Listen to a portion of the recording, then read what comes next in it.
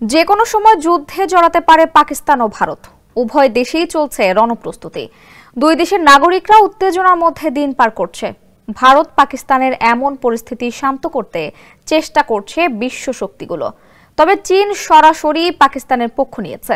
এমন পরিস্থিতির মধ্যে পাকিস্তান সেনাবাহিনীর পক্ষে দাঁড়িয়েছে লাখ লাখ হিন্দু সম্প্রদায়ের মানুষ। রাস্তায় নেমে বিক্ষোভও করেছে তারা। বিস্তারিত দেখুন ডেস্ক রিপোর্টে। ভারত পাকিস্তানের উত্তেজনার মধ্যে এবার পাকিস্তানের পক্ষে বিক্ষোভ করেছে লাখ লাখ হিন্দু। বুধবার বেলুচিস্তানের রাজধানী কোয়েটায় তারা এই বিক্ষোভ মিছিল করেন। এ সময় তারা ভারতের সাম্প্রতিক অভিযোগের তীব্র নিন্দা জানিয়েছেন, যেখানে ভারত দাবি করেছে কাশ্মীরের পেহেলগামে সাম্প্রতিক সন্ত্রাসী হামলায় পাকিস্তানের হাত রয়েছে। বৃহস্পতিবার এক প্রতিবেদনে এই তথ্য জানিয়েছে পাকিস্তানি সংবাদ মাধ্যম দ্য ডন।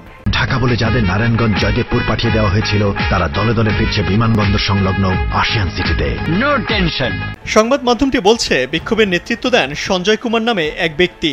তিনি পাকিস্তান পিপলস পার্টির সংখ্যালঘু প্রতিনিধি এবং বেলুচিস্তান প্রাদেশিক পরিষদের সদস্য। মিছিলে পুরুষ ও নারীরা অংশ নেন। তাদের হাতে ছিল ব্যানার ও প্ল্যাকার্ড, যেখানে ভারতের প্রধানমন্ত্রী নরেন্দ্র মোদী এবং ভারতের বিরুদ্ধে স্লোগান লেখা ছিল। বিক্ষোভকারীরা কোয়েটার বিভিন্ন সড়ক ঘুরে প্রেস ক্লাবের সামনে এসে জড়ো হন। সেখানে সমাবেশে সঞ্জয় কুমার বলেন, পাকিস্তানের হিন্দু সম্প্রদায় দেশের সশস্ত্র বাহিনীর পাশে আছে।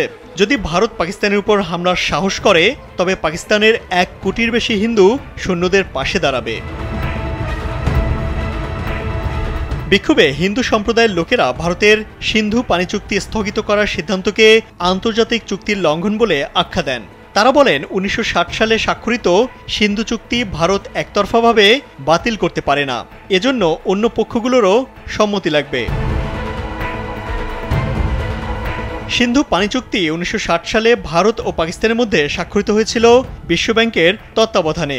চুক্তির মাধ্যমে উভয় দেশ সিন্ধু নদের পানি বণ্টনের বিষয়ে সমঝোতায় পৌঁছেছিল। ভারতের চুক্তি স্থগিতের সিদ্ধান্তকে পাকিস্তান আন্তর্জাতিক আইন লঙ্ঘন হিসেবেই দেখছে। ইমতিয়াজ আহমেদ, কালবেলা।